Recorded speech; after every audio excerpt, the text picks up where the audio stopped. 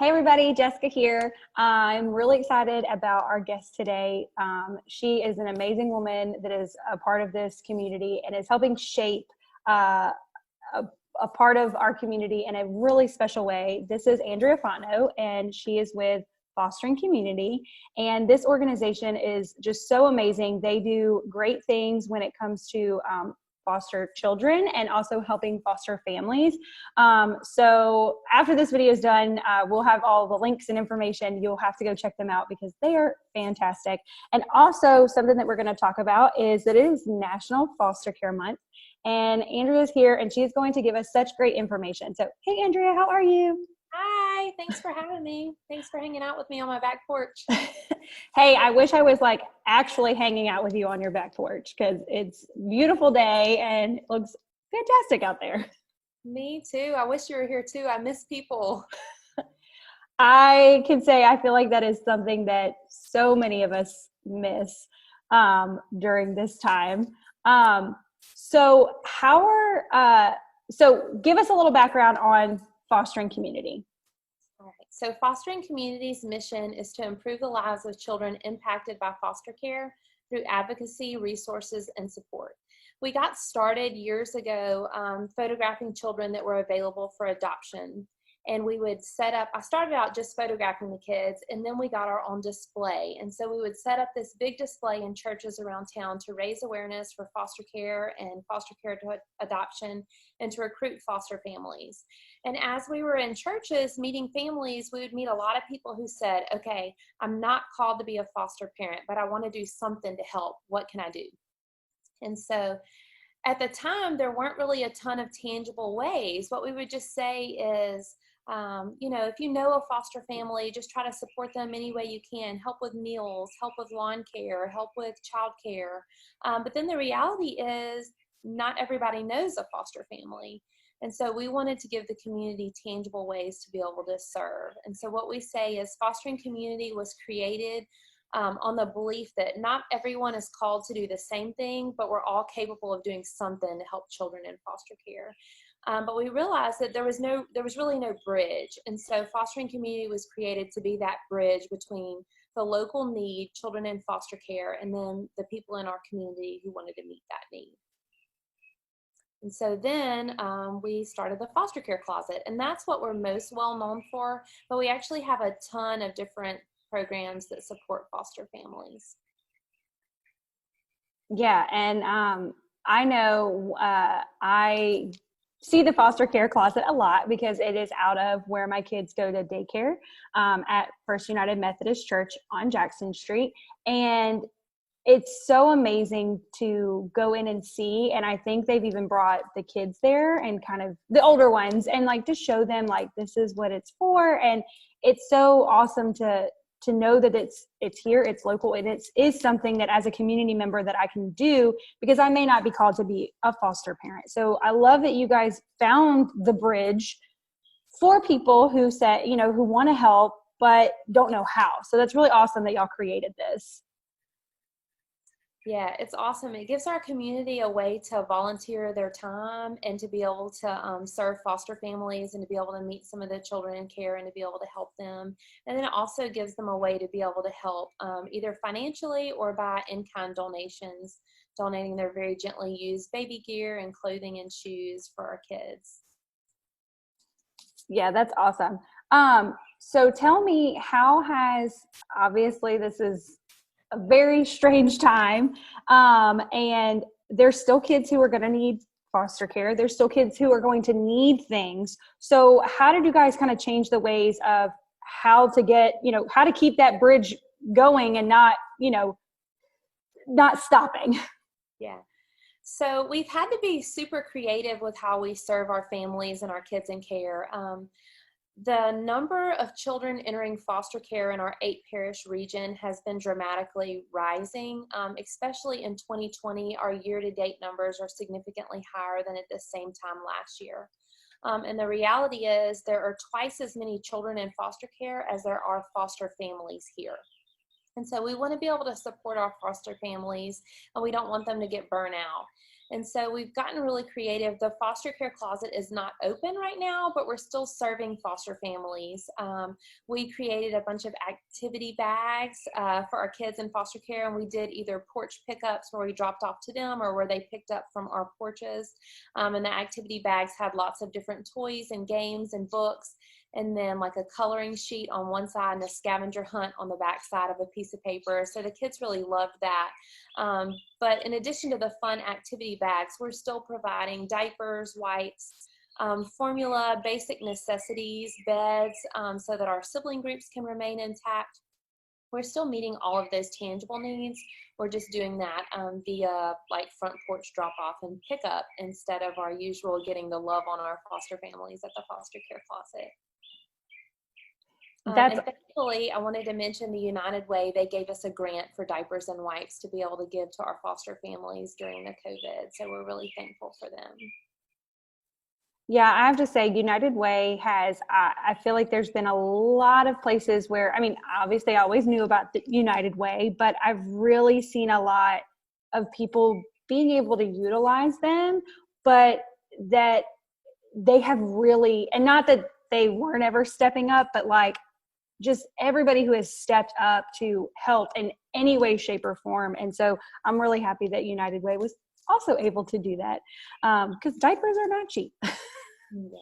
And it's an easy way to be able to help our foster families. So they were so appreciative. That's awesome.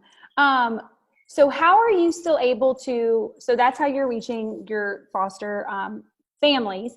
How are you reaching people who are, you know, maybe starting to be interested in becoming a foster family? So one of the things that we do is advocate for children in foster care and try to recruit and support our foster families. And so I did a Facebook post, and it's like, what are some of the questions you have about being a foster parent?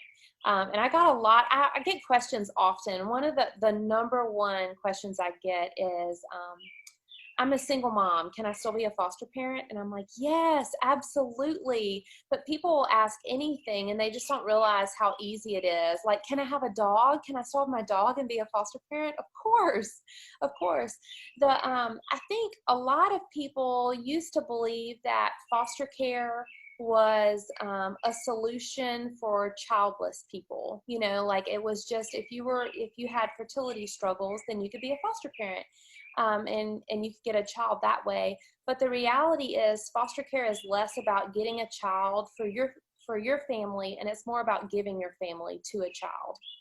So my husband and I have been foster parents for over 3 years, and we've fostered ages. The youngest that we've had we got him at 8 months, and then the oldest that we've had is 18 years old. And for the kids that come and go from our home, what we really want is for them to get a picture of what family looks like. And please don't think that means that we're like the perfect model family.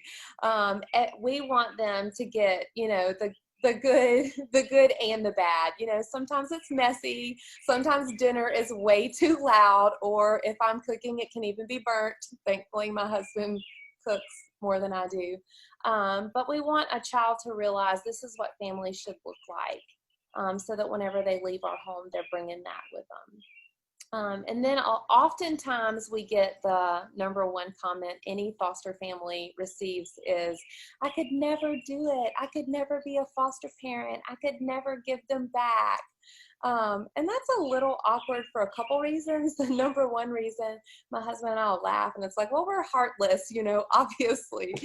It's kind of the way that we want to respond whenever people say that.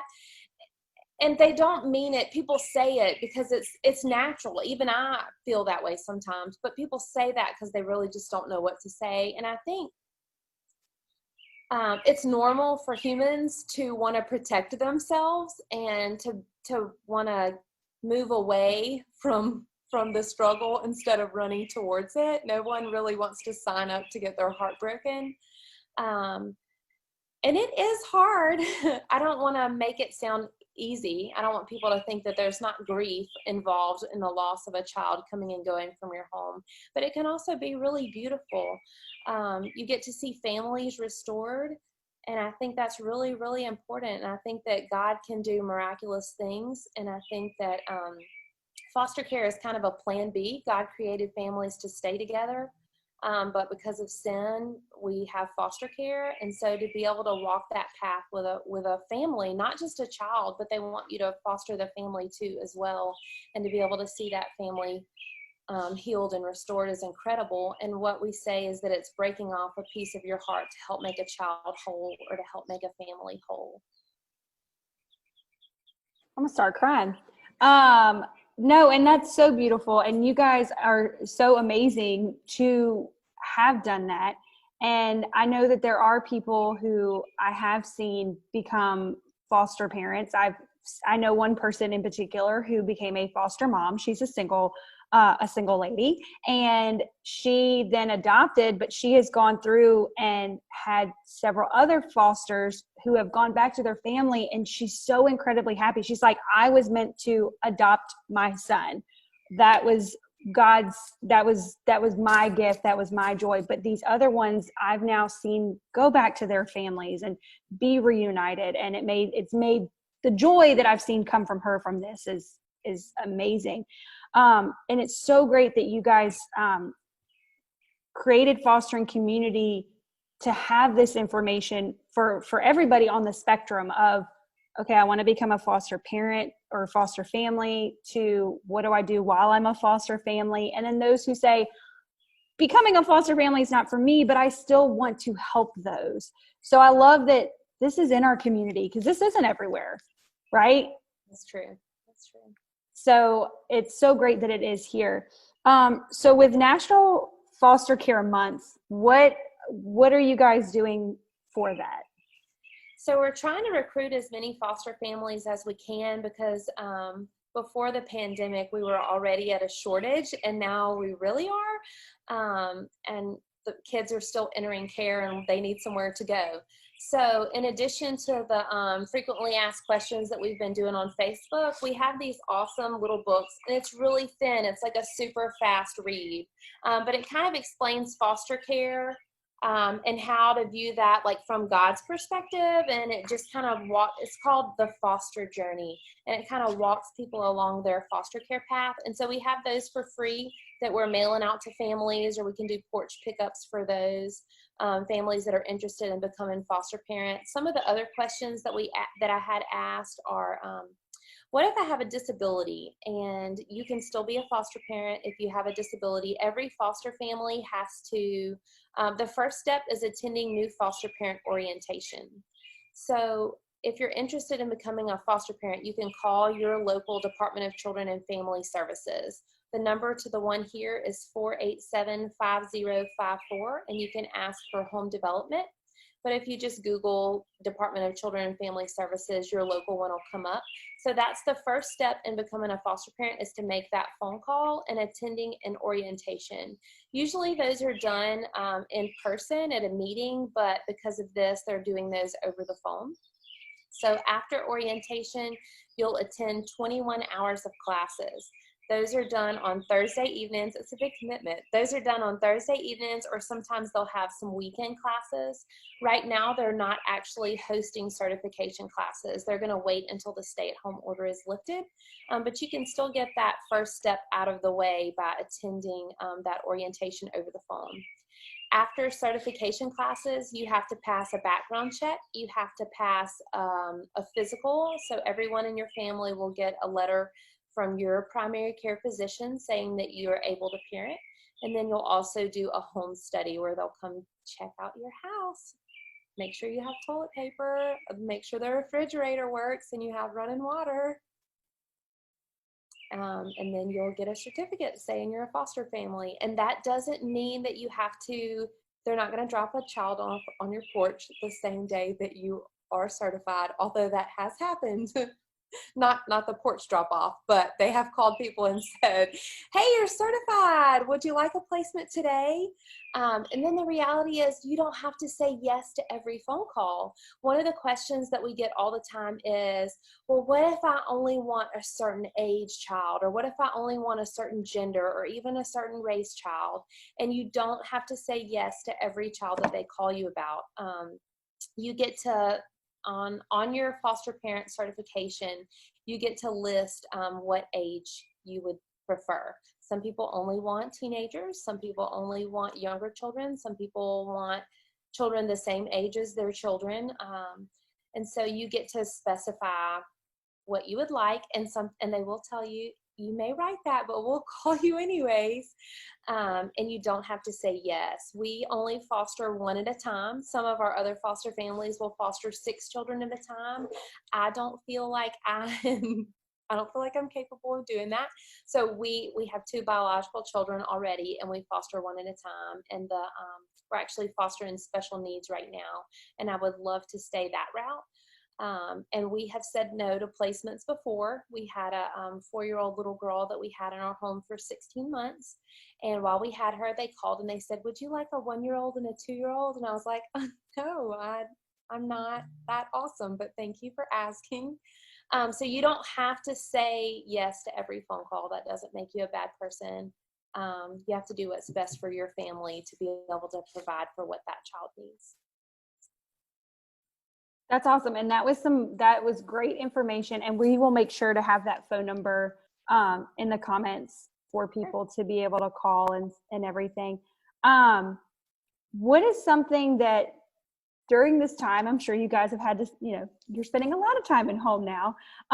What is something that you're kind of hoping people are taking away who either haven't thought about the foster community, not your fostering community, just the entire fostering community.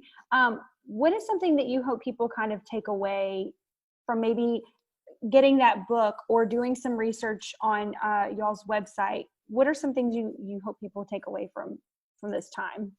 So a couple things. One of them is for our foster families. We provided this, I want to say it's a seminar, but it's a trauma-based training called Empower to Connect.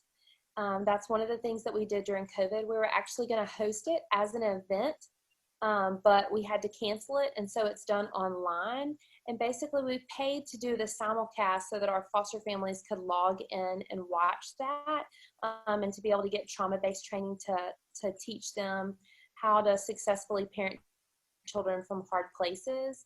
And one of the things I think my takeaway from the whole pandemic is how important relationships are, and how relationships can make the biggest impact on somebody's life. And so the trauma-based training is relationship, it's connection-based. And so, sorry, that's my dog. And so my other takeaway is from our community is that anybody can make a difference in the lives of children in foster care. And so one of the things that we're doing this month for National Foster Care Month is we're doing like a prayer every night at 9 p.m. on our Facebook page. We'll post like a little picture, and it'll be, this is a way that you can pray for children in foster care. Whenever we set up the Heart Gallery display in churches, sometimes I'll just say right off the bat to the pastor or whoever I'm setting it up and talking to is, please don't feel like somebody from your church has to adopt one of these children on the Heart Gallery display. That's not necessarily why we're here. We're here because we want to open their mind and their heart to children in foster care. If you just ask your church members to stop, take a picture of one of the kids on display and pray for that child for a year. Because the reality is there might not be people that are praying for these kids. And so that's one of the things that we want people to know, is that anybody can make a difference in the life of a child in foster care. That's awesome. And we will have a link to your Facebook page so that people are able to get on there and pray together. So that's amazing. Is there anything else that you want anyone to know about fostering community or foster care in general? We would love for you guys to get involved. You can visit our website, fosteringcommunity.org, or our Facebook page. We're actually next week going to start recruiting new board members to expand our board. So if anybody wants to get involved, if you want to volunteer at the foster care closet whenever it opens back, we would love to have you. Awesome.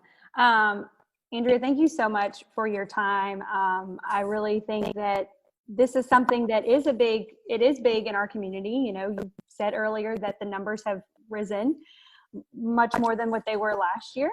So I hope people take away some really great information from this and go to either the website or Facebook for more.